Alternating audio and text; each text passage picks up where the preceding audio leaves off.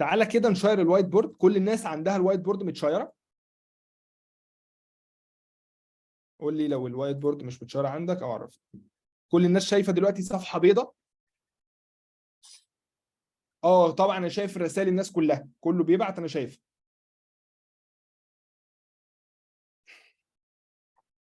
طيب هسأل سؤال وانا هجاوبك عليه، بس انا عايز اسألك سؤال.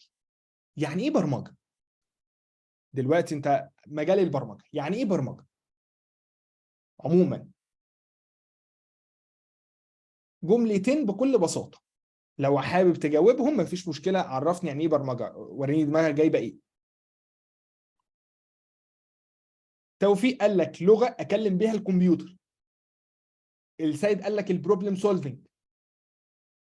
ماشي، كلام سليم. عايزين توضيح اكتر. كتابة اكواد وحل مشكلات. حلو قوي، في ناس فاهمة اهو.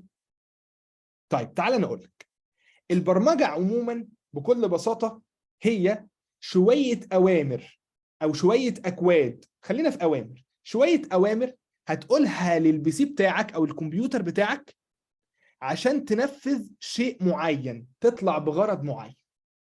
يبقى أنت شوية أوامر هتتعلمها، هتقول للكمبيوتر بتاعك ينفذها. طيب هتطلع إيه معاك بقى؟ تعالى معايا واحدة واحدة. ممكن من خلال الأوامر دي تطلع موقع زي فيسبوك او امازون او نتفليكس او يوتيوب او اي موقع انت بتشوفه. ممكن تطلع موبايل ابلكيشن، تطبيق تشتغل على الاندرويد والاي او اس، زي اوبر، زي كريم، زي طلبات، زي المنيوز. ممكن تعمل اي برنامج يشتغل على سطح المكتب، وده مجال اسمه ديسكتوب ابلكيشن، نتكلم عليه براحتنا. ممكن تعمل آلة تنفذ شيء معين. ممكن تعمل اي سيستم، او عارف كده في ساعات مثلا مول بيبقى محتاج سيستم، سوبر ماركت بيبقى محتاج سيستم، حاجه تشتغل عليه كده من خلال يدير السوبر ماركت. كل ده هتعمله عن طريق انك تدرس الاكواد دي او الاوامر دي. شاهناز كتبت لك ايه؟ قالت لك بتدي اوامر للكمبيوتر عشان ينفذ حاجات انا طالباها. يبقى خلاصه القول يا جماعه، يعني ايه برمجه؟ يعني الكلام اللي انا بقوله دلوقتي، ان انت هتنفذ حاجه، هتقول للكمبيوتر بتاعك ينفذها، هتدي له اوامر. طيب واحده واحده بالراحه كده. انا دلوقتي الكمبيوتر بتاعي اللي اسمه بي سي او اللابتوب بتاعي او الدنيا دي كلها بيفهم لغه ايه؟ خلينا الاجابات طبعا كلها بتتكتب اهو دايركت مسج، خلينا مش عاملها ايفري ون ليه عشان بس ما تشتتش الناس. الكمبيوتر بتاعك بيفهم لغه ايه؟ طبعا اغلبنا عارفين، كله بيجاوب اهو، اغلبنا عارفين ان هو بيفهم لغه الصفر والواحد. ايه يا عم الصفر والواحد ده؟ هو الباينري كود او الباينري سيستم. حلو جدا. طيب فاذا انت عشان تكلم الكمبيوتر وتبقى مبرمج وتكلم الكمبيوتر تديله اوامر، انا هدي للكمبيوتر بتاعي الاوامر دي، محتاج تتعلم له ايه؟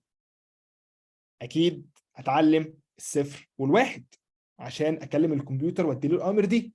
فقال لك الموضوع ده لا، مش هينفع معانا. دي هتدرسها في سنه اولى حاسبات في الترم الاولاني، وتعرف بس تقرا الكود ازاي، غير كده مش هتكتب الكود بالشكل ده نهائي. امال هكتبه ازاي هندسه؟ هبدا ان انا اكتبه بلغات برمجه زي سي، سي بلس بلس، سي شارب، جافا سكريبت، جافا، بايثون، بي اتش بي، كوتلين، اي لغه برمجه عندك. ومش هننقسم لحته، مش هنتطرق لحته البروجرامنج لانجوج والسكريبتنج لانجوج، احنا كلنا هنتكلم في اطار ان ده شيء واحد دلوقتي. فاصبح عندي دلوقتي مجموعه لغات برمجه. زي ايه؟ زي ان انت سمعت عن الجافا والجافا سكريبت والسي. ما تشغلش بالك دلوقتي كل لغه بتعمل ايه، اشغل بالك ان دول لغات برمجه كلهم نفس الاسطمبه. طيب دلوقتي بقيت عشان انت تكلم الكمبيوتر هتكلمه بلغات البرمجه دي. بس عندي سؤال، هو انا هكلم الكمبيوتر بلغات البرمجه دي، بس انت قلت لي هندسه هو ما بيفهمش غير الصفر والواحد. اذا هو هيفهم لغات البرمجه دي ازاي؟ لازم يبقى في حاجه. انا دلوقتي بقول لك انا ما بفهمش غير الصفر والواحد، وانت هتكلمني بجافا سكريبت، هفهمك ازاي؟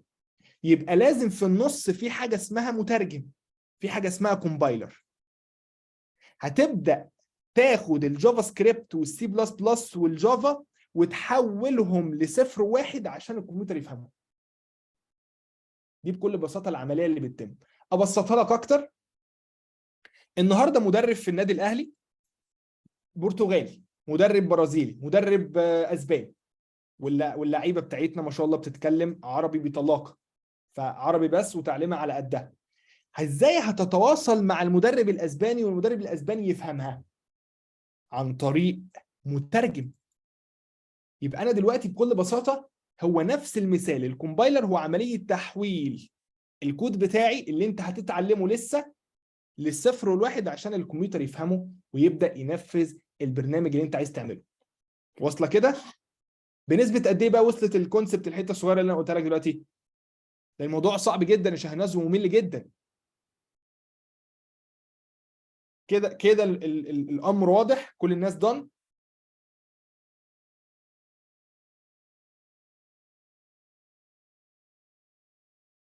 طيب نعمل بس حاجه كده يا جماعه، معلش خلينا نبوز الريكورد، خلينا نكمل. فانا دلوقتي بكل بساطه محتاج اعرف بقى، خلاص عرفت يعني ايه برمجه وعرفت الكمبيوتر ازاي هيفهم البرمجه او يفهم الاكواد بتاعتي والاوامر، كلام سليم جدا. محتاج اعرف بقى ايه هي تخصصات البرمجه او ايه المجالات اللي جوه البرمجه عشان من خلالها اقدر امسك كل مجال واعرف ايه اللغات المطلوبه فيه واعرف ازاي اذاكره. طيب اول حاجه هقول بروجرامنج مثلا. اول مجال هتعرفه ممكن مجال برمجه المواقع، الويب ديفلوبمنت، ويب ازاي تنشئ موقع. تاني مجال الموبايل ابلكيشن، ازاي تعمل تطبيق شغال على الاندرويد او ازاي تعمل تطبيق شغال على الايفون. طيب هتروح عامل اب. تالت حاجه وهو تطبيقات سطح المكتب، ديسكتوب ابلكيشن. رابع حاجه وهو انك تتعلم الامن السيبراني او السايبر سيكيورتي، وده هو مش برمجه قوي، يعني هو ما يصنفش من مجالات البرمجه، ولكن هو احنا بندخله تحت الاطار ده لانك بتحتاج تدرس برمجه جواه وحاجات تانية كتير زي شبكات وغيرها. خامس مجال هو انك تقدر تعمل لعبه من خلال لغات البرمجه، فيبقى مجال الجيم. تقدر جوه مجال البروجرامينج تخش مثلا في مجال، طبعا الويب احنا هنا شغالين ويب 2، فاقول لك كمان ويب 3، وليه علاقه طالما في ويب 3 يبقى ليه علاقه بالبلوك تشين، وده قصه كده نتكلم عليها في محاضره لوحدها. اقدر كمان اخش في تخصص اسمه الديف اوبس، ولكن اللي بعد كده شويه اللي انا هبدا اتكلم عليه اللي هو البلوك تشين والديف اوبس ما بيصنفوش برمجه، بس هو هيندرج، مش هتلاقي له مسمى غير ان هو يندرج تحت ايه، ان انت مبرمج. طيب كلام سليم. كمان ايه اهم بقى حاجه تقريبا في القصه كلها، يعني دي مجالات قويه جدا، مجال الفتره اللي فاتت طاغي قوي. حد عارفه؟ ها، محمد سامي جابه، حد هيجيب حد تاني؟ مجال الاي اي، وهتخش جوه الاي اي فتلاقي نفسك داخل داتا ساينس، داخل ماشين ليرنينج، داخل ديب ليرنينج، وهكذا. وهنعرف طبعا ايه الذكاء الاصطناعي، هجيب لك حد متخصص في الذكاء الاصطناعي والماشين ليرنينج والديب ليرنينج يشرح لك الفكره كلها ويوضحها لك كلها. طيب ماشي هندسه، انا عرفت دلوقتي دي المجالات. كل اللي انت محتاج تعرفه ان انت هتخش على مجال زي الويب وتبدا تعرف عشان اذاكره انا محتاج ايه. لا هي شاشه مش بيضاء، الشاشه دلوقتي سوداء، الشاشه اللي ورا سوداء الخلفيه. فمحتاج اعرف في الويب اذاكر في ايه، فتلاقي نفسك محتاج تذاكر في الويب لغه برمجه مثلا. انا بديك مثال مش كلام لسه هنتكلم بالتفصيل، محتاج مثلا لغه جافا سكريبت، فتبقى عرفت ان اهم لغه برمجه في الويب يبقى جافا سكريبت. طب في الاي اي محتاج بايثون، يبقى انا اذاكر بايثون. طب في الموبايل ابلكيشن محتاج مثلا يعني جافا مثال. محتاج في الديسكتوب ابلكيشن محتاج مثلا سي شارب. محتاج بي اتش بي. محتاج في السايبر سكيورتي محتاج اذاكر كذا كذا حاجات معينه. في الجيم محتاج اذاكر سي مثلا شارب او سي بلس بلس. طب في الديف اوبس طب هذاكر ايه؟ طب بس تعرف كل مجال، كل لغه ايه اقوى لغه فيه وتذاكره. طيب النهارده هنتكلم على ايه؟ هنتكلم على لا اليو اي واليو اكس والديجيتال ماركتنج ما لهمش علاقه بالبرمجه خالص، هم دول مجالات تانية خالص، ده مجال تصميم ومجال تسويق، فاكرهم دلوقتي خالص.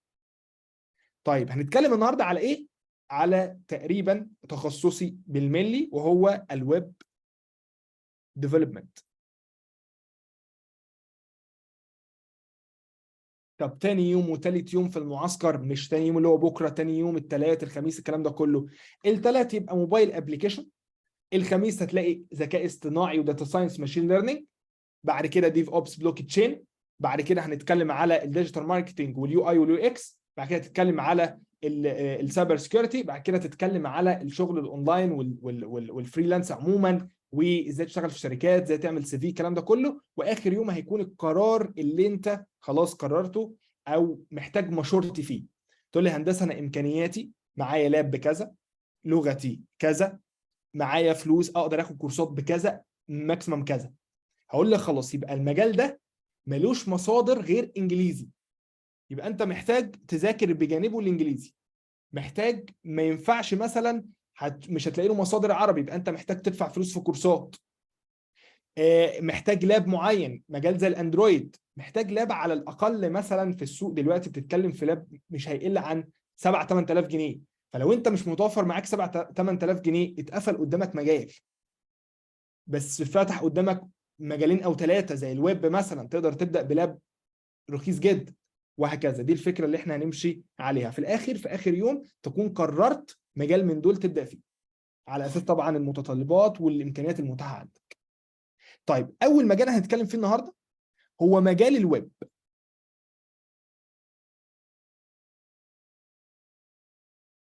المجال ده تعرف ايه عنه؟ طبعا اعرفك تفاصيل اللابتوب المناسب، وتعرفني البادجت اللي معاك، واعرفك من خلالها تجيب لاب ايه بالتحديد. يعني تقول لي انا معايا كذا، اقول لك هات اللاب ده. طيب تعرف ايه عن الويب ديفلوبمنت عموما؟ عبد الرحمن عثمان قال لك فرونت اند وباك اند. حلو. حد تاني عارف؟ عبد الرحمن عثمان انت معايا في كورسات قبل كده ولا دي اول مره؟ طيب محمد ثاني يقول لك فرونت اند اند باك اند وفول ستاك. حلو. اسماء بتقول لك فرونت اند وباك اند. مصطفى قال لك اتش تي ام ال سي اس اس جافا، نقول جافا سكريبت بقى بلاش جافا. السيد عباس قال لك فول ستاك. كلها طبعا فيهم بوستات بتاعتي اكيد يعني، صح؟ طيب المهم، فالويب ديفلوبمنت ده يا جماعه خلاصه القول فيه هو من خلاله تقدر تطلع ويب سايت او موقع الكتروني. موقع،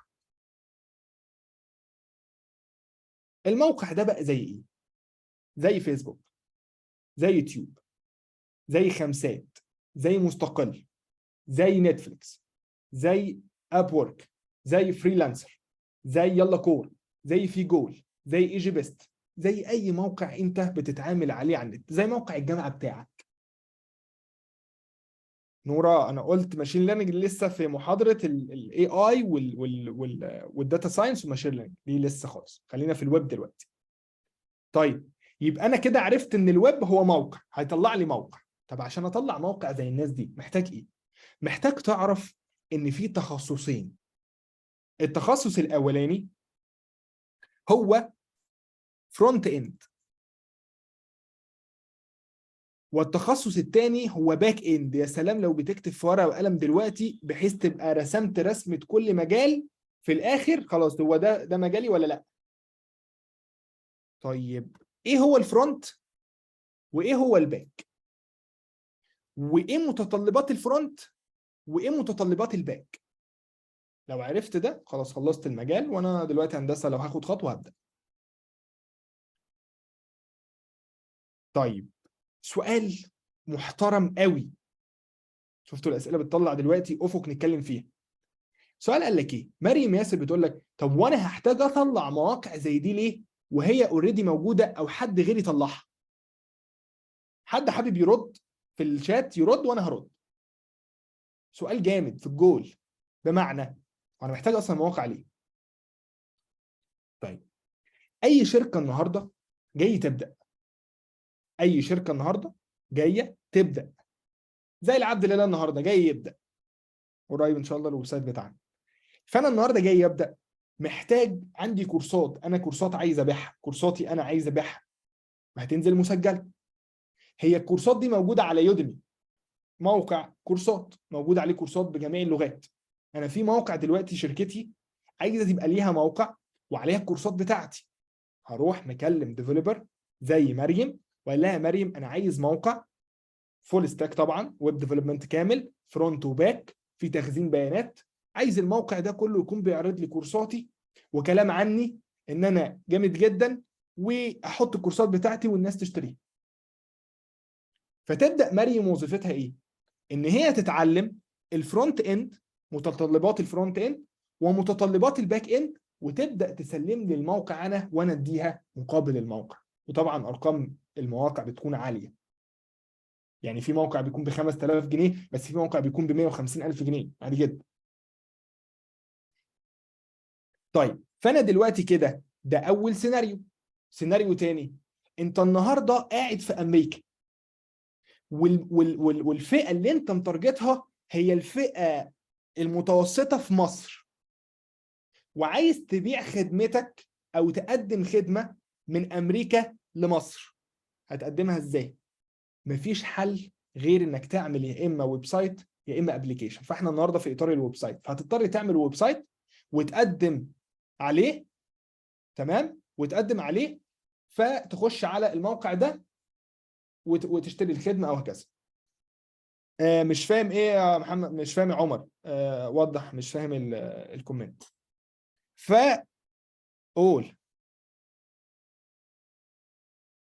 فكده الخلاصه ان انا ببقى عايز اوصل خدمتي من مكاني اللي انا قاعد فيه واوصله لاي مكان تاني. النهارده انت عايز شركه، عايز تبدا، ماشي يلا، عايز تبدا تعمل زي يعتبر كده اونلاين ستور او ستور اونلاين، وتحط عليه التيشيرتات والبناطيل والشوز وكل التفاصيل دي عايز تحطها وتعرضها. فهتبدا تعرض المنتجات دي وتبدا تسوق للويب سايت، تبدا الناس تخش عندك تشتري ده، تروح انت متفق مع مصنع جايب الهدوم موصلها بشركه شحن، خلاص كل ده اصبح اونلاين. هتقول لي هو ليه يخش عندك وما يخشش على امازون؟ سعرك، منتجاتك المختلفه، الحته اللي انت هتحاول تميزها، دي قصه تانية بقى بتبقى دارسها بقى ودارس التسويق وشايف انت هتجيب العملاء بتوعك ازاي والكلام ده كله. سرعتك في التوصيل، يعني العب على السرعه اكتر، تفاصيل كتيره بتخش بقى جواها بتتكلم فيها. فكده دلوقتي انا عرفت انا هستخدم الويب سايت ليه. طبعا من اكتر الوظائف اللي عليها طلب، مفيش شركه النهارده بتبدا ما عندهاش ويب سايت وابلكيشن. متفقين؟ طيب هروح دلوقتي داخل على اي ويب سايت زي خمسات. هو موقع النهارده فيه خمسات وفي ابور، في خمسات وفي مستقل، اعلى 2 مواقع للشغل الفريلانس في الوطن العربي. النهارده لو في شركه عايزه تبدا تعمل موقع ثالث، في كفيل كمان اهو. لو في شركه عايزه تبدا تعمل موقع رابع، تعمل موقع رابع تخش في المنافسه. في النهارده اوبر وكريم، خلاص اوبر وكريم وديدي خلصوا، ما في اكيد حد عايز يعمل ابلكيشن تانية. بس الموضوع ما بيتوقفش على فكره انك تعمل الكودنج بتاع الشيء بس، اكيد بيبقى فيه تسويق وفي اداره وفي مصاريف بتدفع، ده موضوع بيبقى برضه بيفتح معاك شويه. لكن لو انت ناوي تبقى عندك الويب سايت او الابلكيشن بتاعك، لازم تعمل فكره مسوقه نفسها عشان ما تحتاجش تصرف عليها جامد جدا وانت معكش اصلا راس المال ده. يبقى راس مالك هو الفكره والخدمه اللي انت هتقدمها للناس، الناس تجري وراها. طيب كلام سليم. طب انا بقى عايز اتعلم المجال ده هندسه. خش على موقع خمسات ونبدا نقسم الويب سايت اللي قدامنا ده لجزئين، جزء الفرونت اند وجزء الباك اند. نتكلم في الاول عن جزء الفرونت اند، بمعنى النهارده الواجهه الاماميه اللي انت شايفها دي هي عباره عن كلمه التصنيفات، زرار الدخول، زرار حساب جديد، الايكون اللي انت شايفها، الايكون دي كمان، الايكون اللي هنا، صوره خمسات دي، اللون الجراي اللي ورا او القالب على الاسود ده شويه، اللون الابيض ده شويه، الكلمه بتاعت اكبر سوق عربي للبيع وشراء الخدمات، الانبوت اللي قدامك جرب تصميم شعار، الزرار الاخضر ده، كل ده قدامك واجهه اماميه قدام اليوزر. طب الواجهه الاماميه دي تصب في مصلحه مين؟ فرونت اند ولا باك اند؟ اجابتك جاوب كده، فرونت اند ولا باك اند؟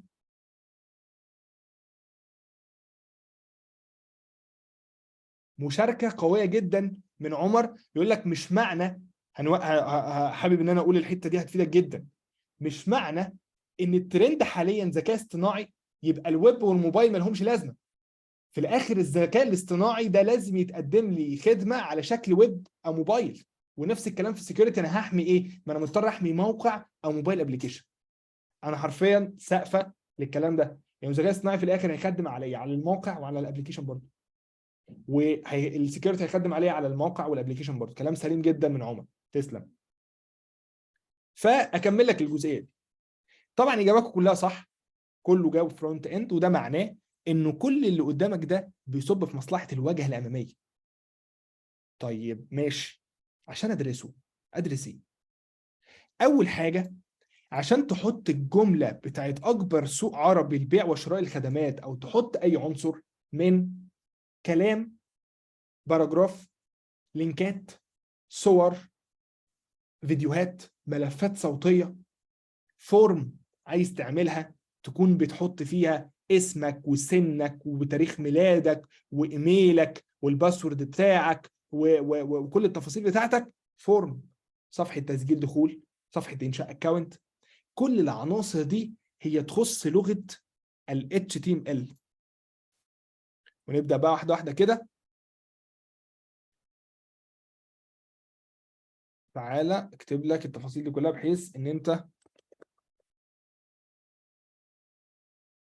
تكون كل حاجه واضحه لك. يبقى انت اول حاجه محتاج تدرسها عشان تكون فرونت اند، يبقى محتاج تدرس لغه ال HTML. تعال اكتب لك كمان فرونت اند ديفلوبر.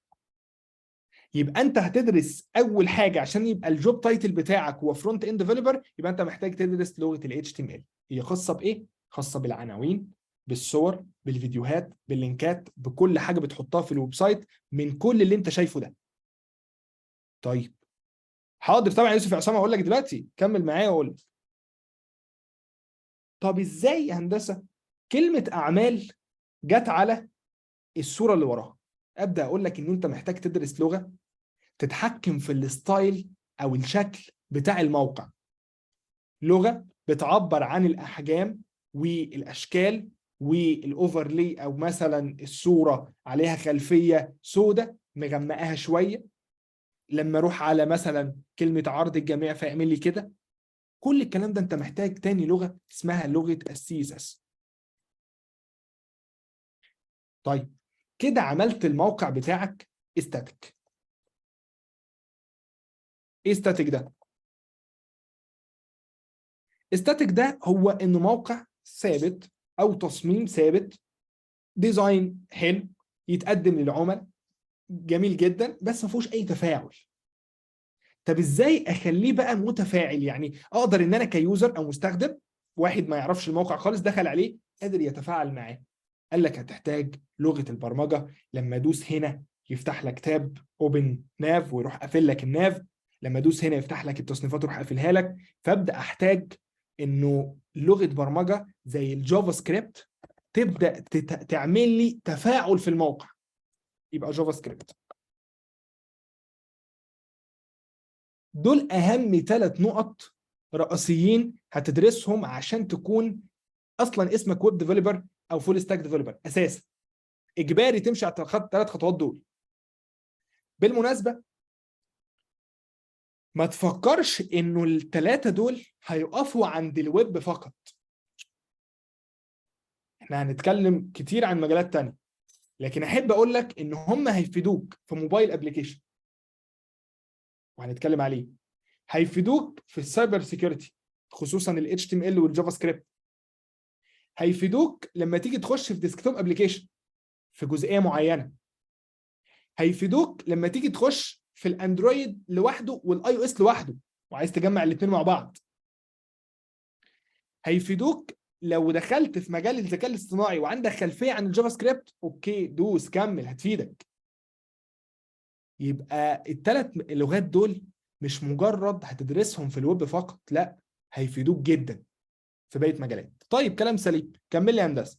كده عرفت ان اي واجهه اماميه لازم تعدي على الثلاث خطوات دول.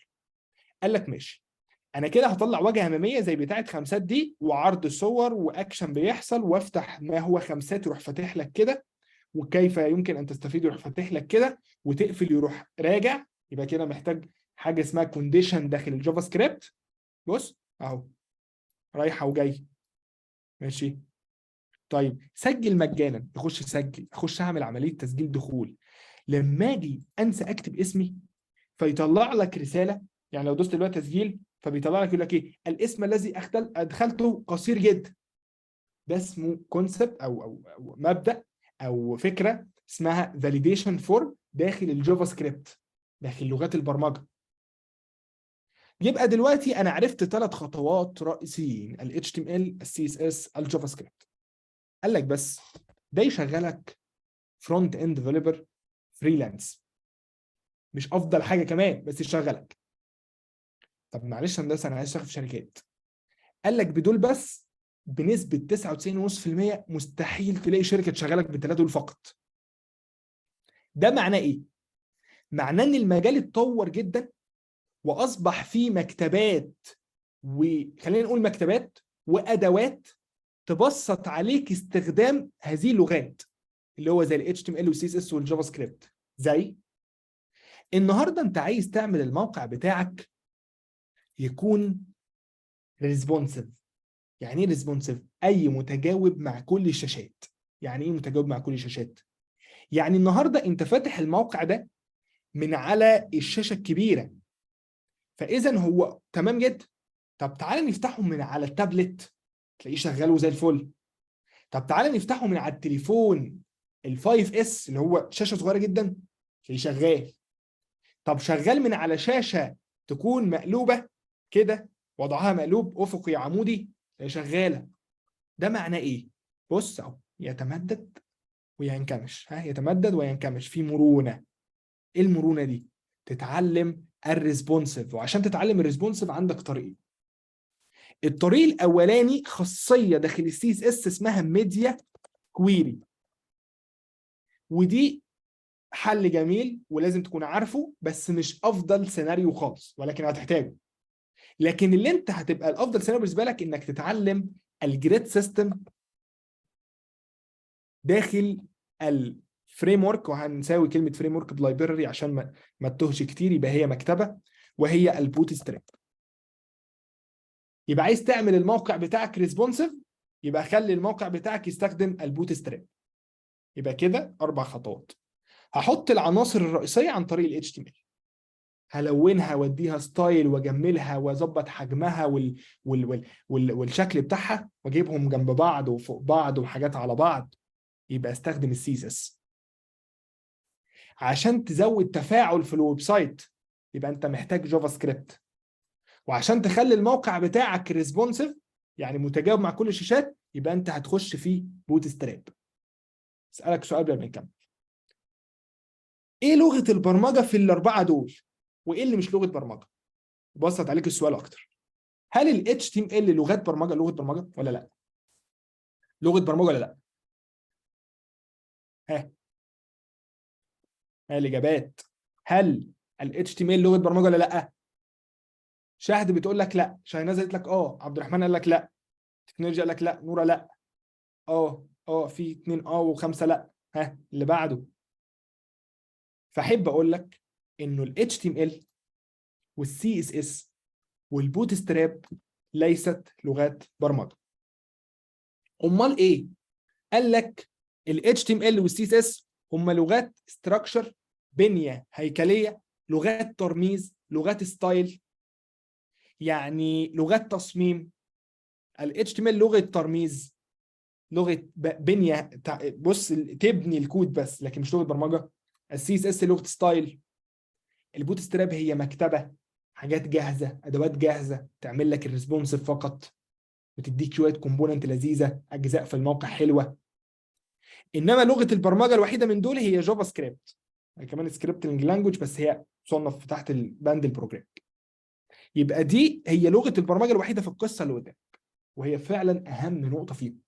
لكن ما ينفعش تعدي نقطه منهم ما تذاكرهاش، ده كلهم يعتبر معتمدين على بعض. طيب حلو كده، اشتغلت هندسه في شركات؟ قال لك لا، تعال لما تيجي تذاكر جافا سكريبت هتلاقي الموضوع لسه كنا بنشرحها النهارده اول محاضره. عايز اقول لك دفعه فيها 600 700 واحد، النهارده بيحضر في محاضره الجافا سكريبت 250 واحد من 700 او من 600. وفي اول اللايف بقى اللايف 200، واسلام اسو يشهد كمان معانا اهو من المحاضره، والناس كانت حاسه ان الدنيا صعبه.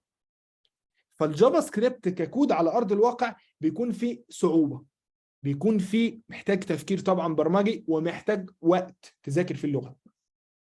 فقال لك ماشي، اعرف لي الكلام ده، الاساسيات بتاعه اللغه، وذاكر معاها مكتبه توفر عليك وقت وتهندل الدنيا وتبسط الكود وتسهل طريقه كتابته، زي مكتبه رياكت اللي هي قلب العالم دلوقتي، اللي هي نمبر 1 او التوب في العالم سواء في الوطن العربي او في اوروبا. يبقى هتتعلم مكتبه بتبسط ايه؟ لغه البرمجه. ليه بقى؟ قال لك الشركات دلوقتي بدل ما تجيب مبرمج يشتغل لي بجافا سكريبت بدون استخدام مكتبات، هياخد في التاسك بتاعي اللي انا هطلبه منه، هياخد ولنفترض يومين. بس انا لو اديته وجبت واحد رياكت هيخلص التاسك اللي في يومين ده في ساعتين. هي نسبة وتناسب، بس هي الفكرة نفسها. لو اديت لواحد مشروع كبير يبنيه من الصفر لوحده بجافا سكريبت، هياخد منه ضعف الوقت اللي هيبنيه بمكتبه زي رياكت. لانه مكتبه زي رياكت تسمح لك ان انت تنزل مكتبات كتيره جدا تبسط الكود وتقلله وتخليك تعمله في وقت اقل. طبعا بيحتاج وقت وصعوبه، لكن لا تقارن بلغه البرمجه نفسها. طيب يبقى 5 خطوات من خلالهم قادر ابقى شخص فرونت اند يشتغل في اي شركه حاليا سواء بره او جوه، ويشتغل فريلانس عظيم جدا بالخطوات اللي قدامك دي. طيب واحده واحده. انا دلوقتي هندسه خدت دول، قال لك بقى الخطوه اللي بعد ما تذاكر دول، سواء ذاكرتهم بقى اونلاين، خدت كورس في مكان معين، خدت شهاده، ما خدتش شهاده، انت قوي في دول، بتعرف تأدي جامد، تعرف تعمل شغل محترم. كل اللي ناقصك ان انت تتعلم كيفيه رفع الكود ده من على ديسكتوب اهو، كيفيه رفع الكود ده من على الجهاز بتاعك على موقع زي جيت هاب مثلا، مكان امن بيجتمع فيه كل الديفلوبرز العالم او الشركات، بترفع عليها الاكواد بتاعتها هنا، وبتبدا الكود يبقى مش موجود على جهازك، اذا تقدر تمسحه عادي من على الجهاز بتاعك، بس يفضل موجود على النت على الجيت هاب، وتقدر تشيره مع الشركات. فتيجي الشركه النهارده تقول لك مش وريني الفايل عندك على الجهاز، لا، ولا جيب الجهاز معاك، لا، وريني الريبوزيتوري بتاعتك او الملفات الاكواد اللي مرفوعه على الجيت هاب، وريني الجيت هاب بتاعك. انت اصلا بتكتبه في السي في لازم، ليه؟ عشان الشركات تخش تشوف الكود بتاعك اللي على جيت هاب وعلى اساسه تقيمك. طيب ماشي، وبعد ما تعرف ترفع الكلام ده على جيت هاب من خلال فيرجن كنترول اسمه جيت، يبقى الخطوه رقم 5 هي انك تتعلم عمليه الجيت وترفعه على الجيت هاب. كده شكرا، انت بقيت فرونت اند ديفلوبر محترم. هتقول لي هندسه انا عارف ان في تكنولوجيا تانية وتولز تانية زي حاجات كتيره جوه. تمام، كومنت عظيم جدا من محمد عمر وهعرفكم عليه في الاخر، بس انا عايز اسيبها لكم مفاجاه. المهم بيقول لك رياكت بتسهل الدنيا زي السواقه نوعا ما، بدل ما بتسوق مانوال تسوق اوتوماتيك، بس في الاخر كده كده هتتعلم السواقه، ولازم تتعلم السواقه اللي هي ايه؟ السواقه الاساسيه اللي هي الجافا سكريبت، اللي هي الاساسيات بتاعت السواقه. طيب يبقى رياكت هو اللي هيبسط لك الدنيا من الاخر. كومنت عظيم بجد. طيب المهم انا كده خلاص بقيت فرونت اند ديفلوبر وقادر اقدم على الشغل. طب اقدم على الشغل ازاي؟ مش قصتنا النهارده، ده محاضره لوحدها اقول لك تقدم ازاي على الشغل، ازاي تجيب شغل، الكلام ده كله، ازاي تعمل سي في، تعمل البورتفوليو بتاعك. خلاص دي تقريبا هتبقى المحاضره اللي قبل الاخيره. طيب ماشي، هذاكر منين؟ سؤال بيلف ويدور حوالين دماغك. واحده واحده كمل لك الباك اند، ونرجع نشوف المصادر اللي تذاكر منها، سواء كانت اونلاين او كانت في اماكن. هقول ارشح لك كذا مكان ماليش علاقه بيهم خالص، مش بسوق لهم اصلا، اعرفهمش، بس هقول لك ايه اللي هيديك شهاده وايه اللي مش هيديك شهاده. طبعا المكان بتاعي اعلى واحد طبعا. المهم نقفل الريكورد على الجزئيه اللي فاتت.